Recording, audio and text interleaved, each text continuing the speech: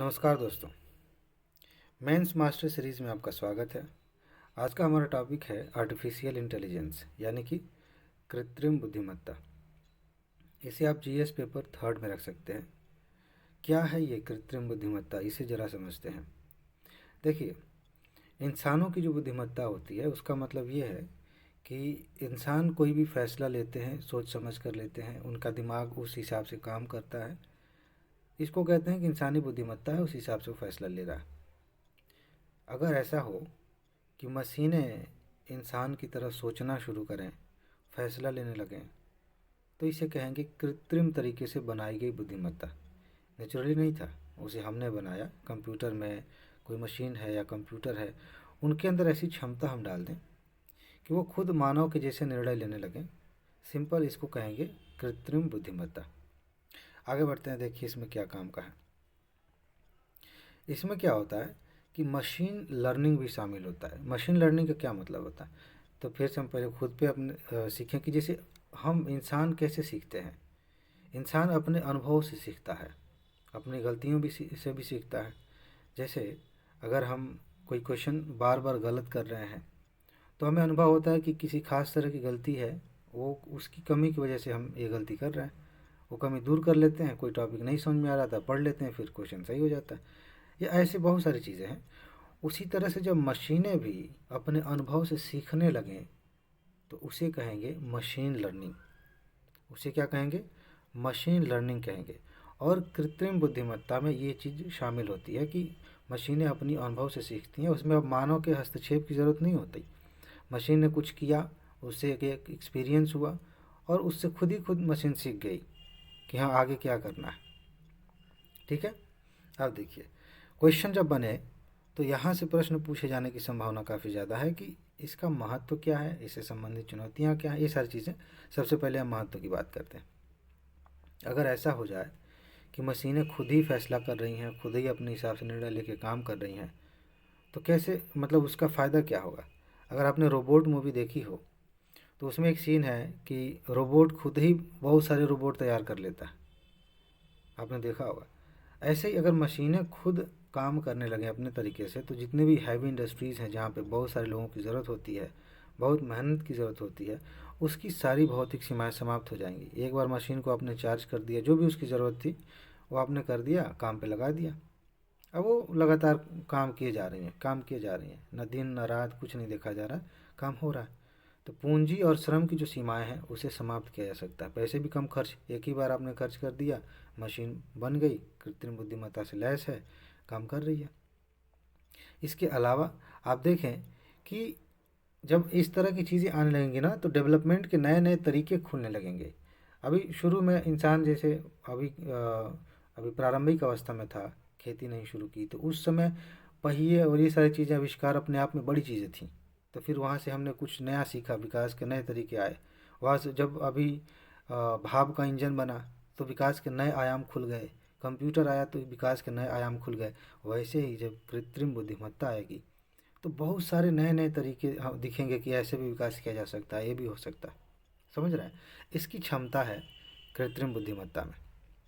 आगे बढ़ें तो इससे विकास को गति भी मिलेगी। अभी जो काम हम कर रहे हैं करने में 10 साल लग सकते हैं, वो काम हो सकता है कि 6 महीने में हो जाए, वो काम हो सकता है कि 1 साल में हो जाए।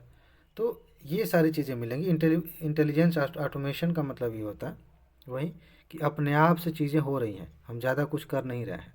और नवाचार का भी प्रयास होगा, प्रसार होगा। नई नई चीज़ें खोजी जाएंगी, नए नए आविष्कार होंगे। ये इसका महत्व है। आगे और देखें क्या महत्व है। सामाजिक विकास और समावेशी समृद्धि में भी इसकी भूमिका होगी। कैसे?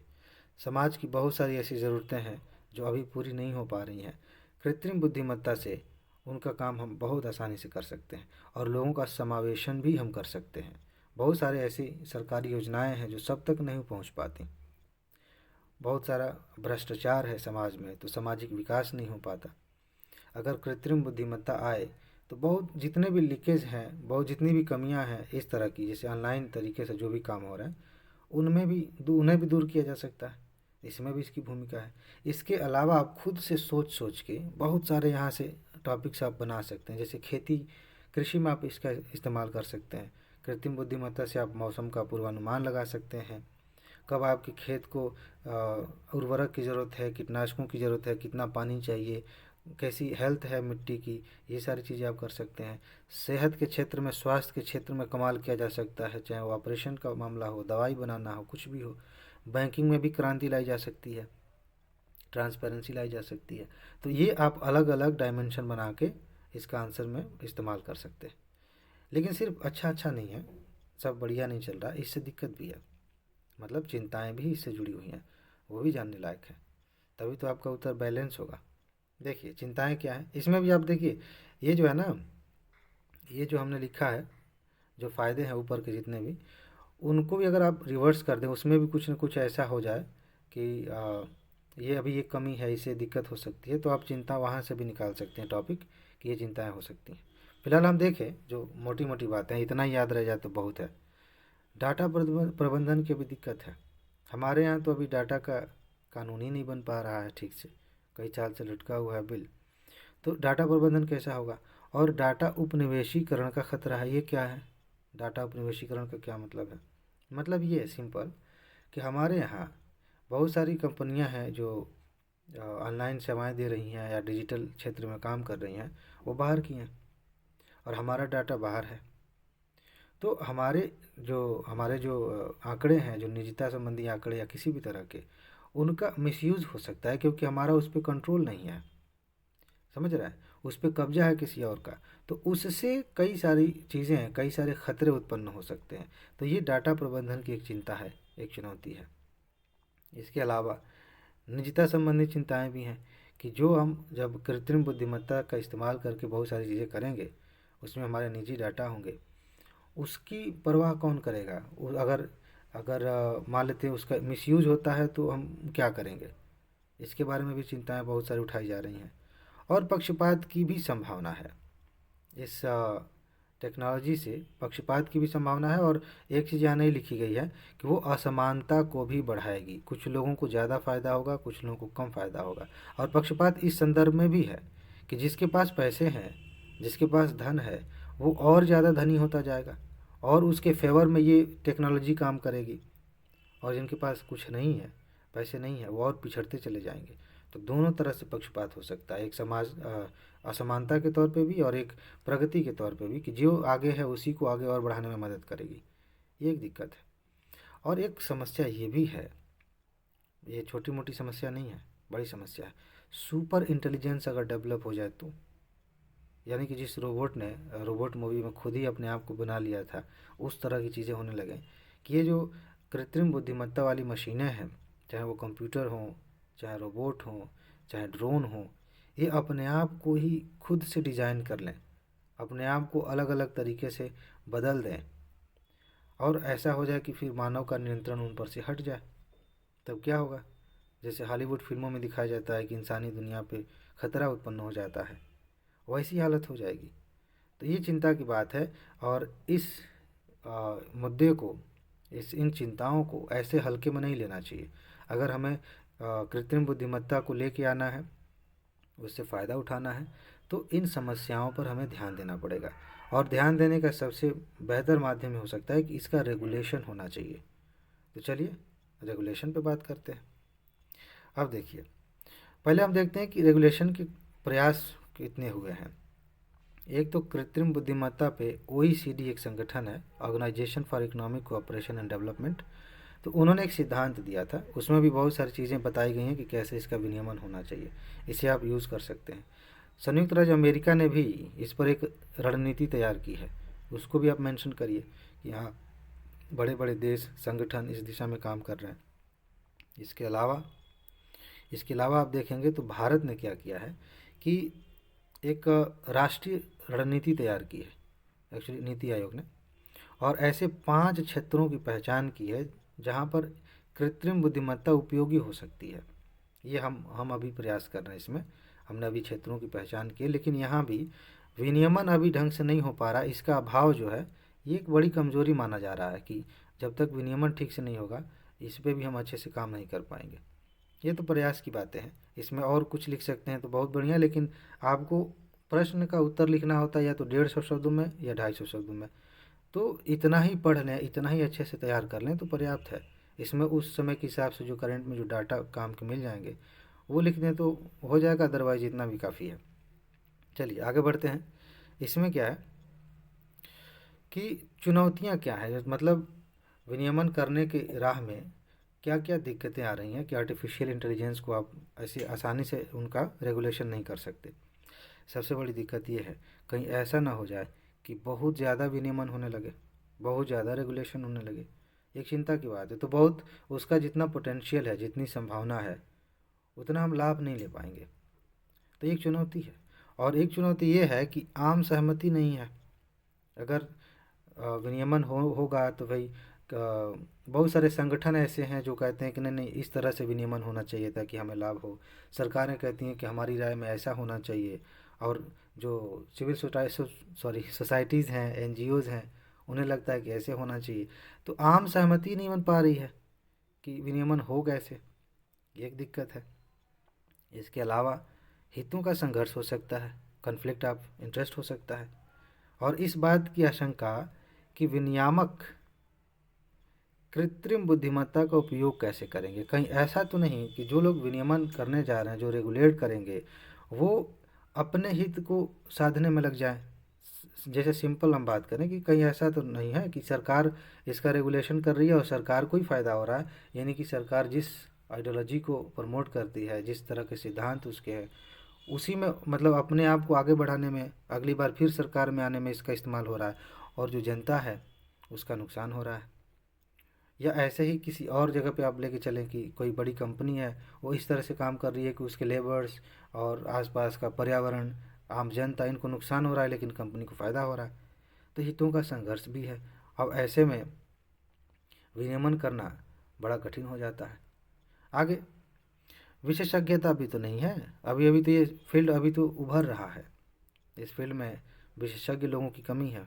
अभी उतने दक्ष मानव संसाधन नहीं है कि इनका विनियमन कर सकें। ये भी एक चुनौती है। और एक चुनौती ये है कि अभी हम गेस नहीं कर सकते, पूर्वानुमान नहीं लगा सकते कि इससे एग्जैक्ट क्या क्या समस्याएं और क्या क्या अच्छी चीज़ें हो सकती हैं, उसका अभाव है। और चूँकि हम ये गेस नहीं कर सकते कि ये समस्या आएगी ही आएगी, तो हम रेगुलेशन किस आधार पर करेंगे, किस बात का रेगुलेशन करेंगे। ये भी एक समस्या है, ये चुनौती है। चलिए आगे बढ़ते हैं और देखते हैं इसमें क्या जानने लायक है। जानने वाली बात यह कि अब आगे किया क्या जाए। इतना तो हम जान गए, इतने डायमेंशंस हमने देख लिए।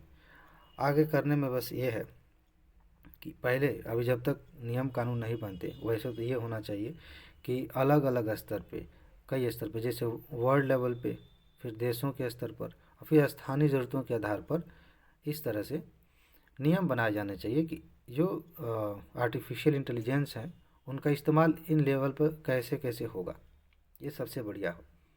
लेकिन फ़िलहाल नैतिक सिद्धांतों का एक समूह बनाया जाए कि जो लोग भी इस फील्ड में काम कर रहे हैं, जो लोग भी आर्टिफिशियल इंटेलिजेंस का इस्तेमाल कर रहे हैं, वो इन नैतिकताओं का ध्यान में रखेंगे और उन्हीं के अनुसार काम करेंगे। जैसे फॉर एग्ज़ाम्पल कि कोई भी कृत्रिम बुद्धिमत्ता ऐसी नहीं होनी चाहिए जो पर्यावरण को नुकसान पहुंचाए, या फिर कहें कि सामाजिक असमानता बढ़ाए, या यूँ कहें कि मानव जीवन को खतरा उत्पन्न कर दे, या कोई गलत तरीके से इसका एक्सपेरिमेंट कोई चुपके चुपके न कर पाए। तो ये कुछ नैतिक सिद्धांत होने चाहिए जो पूरे विश्व में लागू हों। और साथ ही साथ जो प्रोग्रामर है, जो प्रोग्राम डिज़ाइन कर रहा है आर्टिफिशियल इंटेलिजेंस का, और जो उपयोग करता है, चाहे वो कंपनी हो, चाहे वो व्यक्ति हो, चाहे सरकार हो, उन्हें विधिक रूप से उत्तरदायी बनाया जाना चाहिए कि अगर कुछ गड़बड़ हुआ तो आपकी कानूनी जिम्मेदारी बनती है, आपको जेल भी हो सकती है। तब आदमी इसका सोच समझ के इस्तेमाल करेगा। तो ये सारी चीज़ें हमें देखनी है, ध्यान में रखनी है। और बाकी आप और भी मीठी मीठी बातें कर सकते हैं कि अगर इसे अच्छे से हम इस्तेमाल करें तो सतत विकास लक्ष्य की प्राप्ति हो सकती है, गरीबी को ख़त्म किया जा सकता है। कंक्लूजन में आप कुछ ऐसी बातें लिख सकते हैं जो भविष्य में कुछ अच्छी चीज़ दिखा रही हो। ठीक है, तो इसमें बस इतना ही है। और एक सेकंड देखें इसका क्वेश्चन है कि नहीं। अरे हाँ, अभी तो इसमें और भी चीज़ें हैं। चलिए, अच्छी बात है। देखने वाली बात यह है यहाँ पर आगे आगे की राह में कि जो विनियमन हो वो निरंतर हो, उसमें निरंतरता होनी चाहिए।